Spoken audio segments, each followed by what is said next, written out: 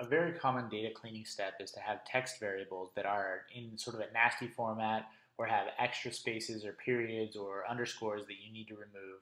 And so this lecture is going to be about how do you manipulate those texts programmatically in order to get nice, decent variable names, but also text in the actual data set itself. So again, we're going to go back to this Baltimore fixed camera data because I can't stop thinking about all the park or speeding tickets that I get. So the first thing that we're going to do is download the data set from the web. So we're going to check and see if this data directory exists. And if it doesn't, we're going to create it. Then we're going to download the data from this URL, and we're going to read it into R with read.csv. And so first thing that we can do is look at the names of this camera data. And so this is the column names. And you can see, for example, one of them is this variable cross street, and it has a capitalized S in it. This seems like not a big deal, but every time that you're going to type that into R, you might see you have this extra capital letter and you might miss it, and so R might give you an error.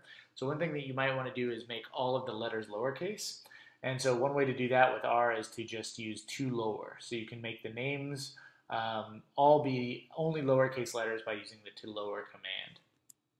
There's also a toupper command if you need that in order to make the letters all uppercase.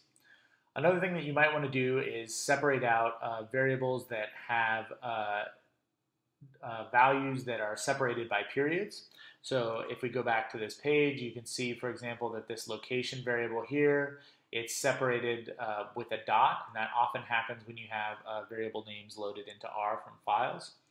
So what we can use is something called the string split command, so it's strsplit. And so then we can pass it the names of our data set, and we can tell it to split on periods. So here I have to use this escape character because a period is a reserved character. And so what I get, if I look at this data set that comes out, split names, which is just a list, you can look at, say, the fifth element, and that's the element corresponding to the intersection variable, and you can see that nothing happened there. It's just one variable because there were no periods in that variable name. But if you look at the sixth element of that list, you see that the location variable has now been split into two components, the location and the one, and the dot has been removed. So we've been able to split that variable out. So one thing that you might want to be able to do then is go through and subset out and just take the part of the variable name that doesn't have the dot in it. I want to give you a very quick aside on lists because the functions that we're going to talk about in a minute depend on that, and we want to make sure that we remember how they work. So here I'm creating a variable, my list, and I'm doing that by passing it letters, numbers, and a matrix. And so if I look at the list, I can see that it has these three different components to it, including some named components. So I can select out the first element of the list, and it returns the letters.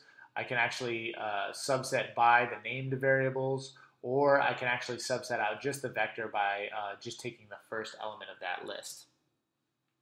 So one thing that I might want to be able to do is actually remove all the periods and then only get the first part of the variable name. So you can see if I took the sixth element of this list, remember it had two parts to it. It had the location, and then it also had the one that came after the dot. So if I just take the first element of this list element, then I get just the location value. And so what I can do is I can write a function called first element. And first element will just take the first value that comes out of that list. And so I can use sapply to split the name, apply to the split names, which is a list. I can apply the first element function, which will go through, and into each element of that list, it will take the first element out. In this case, it'll take out just the variable names. And when you look at location, you'll see that it has removed the period from that location. So that's one way that you can remove, say, periods from names in data frames. I'm going to go back to this peer review experiment data to show you some other ways that you can manipulate sort of text variables in order to get the answers that you need. So again, I'm going to download the data from the internet, and I'm going to store it into two data frames. One is the reviews data frame, and one is the solutions data frame, where reviews is the set of problems that have been reviewed by peers in this experiment, and solutions is the set of the SAT questions that have been submitted by people. So I can see the data set again looks like this. And so a couple of things that I might want to be able to do is substitute out, say, characters. So in this case, I can see that a couple of the variable names are solution ID and reviewer ID, and they have these underscores in them. And so I might want to remove the underscores from those variables, also from this variable time left over here. And so one thing that I can do is I can use the sub command. I can say, every time that you find an underscore, replace it with nothing in the names of reviews, and what you end up with is variable names where all of the underscores have been removed. I can also use gsub to replace multiple instances of a particular character. So for example, suppose I have a variable name that has multiple underscores in it. If I use sub, it will just replace the first underscore. So if I say substitute underscore with nothing in test name, it'll find the first underscore, replace it, but leave the next two underscores alone. If I use gsub, on the other hand, it will replace all of the underscores, so you just get one variable like this. So you can use that to replace underscores and variable names so that you have nice, clean variable names. Or you can also have this happen in the text values that you have in your data set. The next thing I'm going to cover is searching for specific values in variable names or in variables themselves. So here I'm going to go back to the camera data, the fixed camera data, and I'm going to look at the intersection variable. So one thing that I might want to be able to do is find all of the intersections that include the Alameda as one of the roads. So what I'm going to do is I'm going to use the grep function. The grep will take as input a search string that you want to look for, the Alameda, and it will look through this variable and find all of the instances in that vector where the Alameda appears. So it appears in the 4th, 5th, and 36th element of the intersection variable. The other thing that I can use is the grepl command with an L at the end of the grep. And so what that will do is it will look for this version Alameda, it will look for it in this intersection variable, and it will return a vector that's true whenever Alameda appears and false whenever Alameda doesn't appear. And so in this case, you can see that in 3 of the times the Alameda appears. And so if I make a table of the true and false values, it's true 3 of the times. So the other thing that you can do is you can sort of subset. So for example, suppose I want to find all the cases where Alameda appears in the intersection, and then I want to say if Alameda doesn't appear, then I want to subset to only that subset of the data. I can do that using this grepl command. So you can use that to subset your data based on certain searches that you want to be able to find.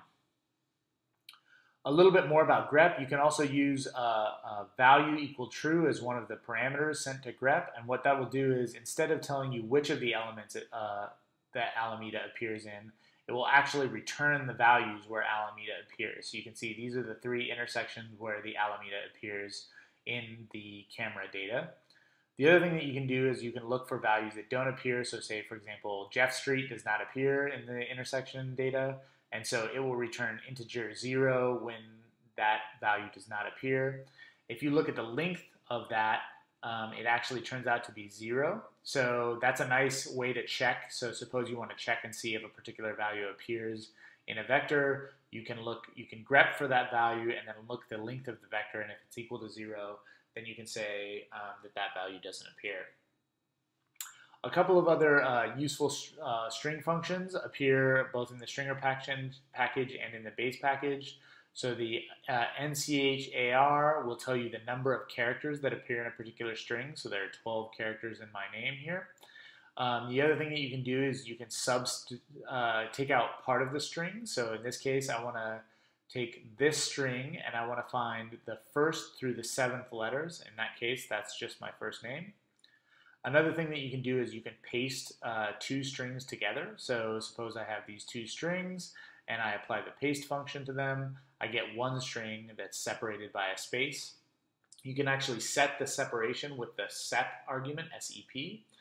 A very useful version when you're doing data analysis is often you just want to paste things together with no space in between.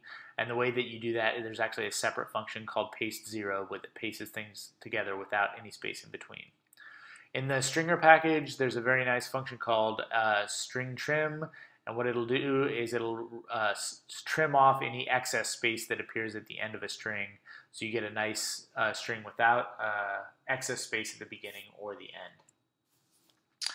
So a couple of important points about text and data sets. Whenever possible, you'd like to have all lowercase because missing caps can lead to very difficult to find bugs in data analysis. You'd like them to be descriptive, so in other words, you'd like it to say diagnosis as opposed to DX. You'd like the variable names not to be duplicated and not to have underscores or dots or white spaces, which we showed you how to remove. Variables with character values should usually be made into factor variables, as we've talked about creating factor variables, although this depends a little bit on the application. They should also be descriptive, so for example, if you have a true and false variable, they should be labeled as true and false instead of 0 and 1 or 1 and 0. And male and female should be labeled as such as opposed to M versus F and 0 versus 1. It just makes it easier to see what's going on in the data set.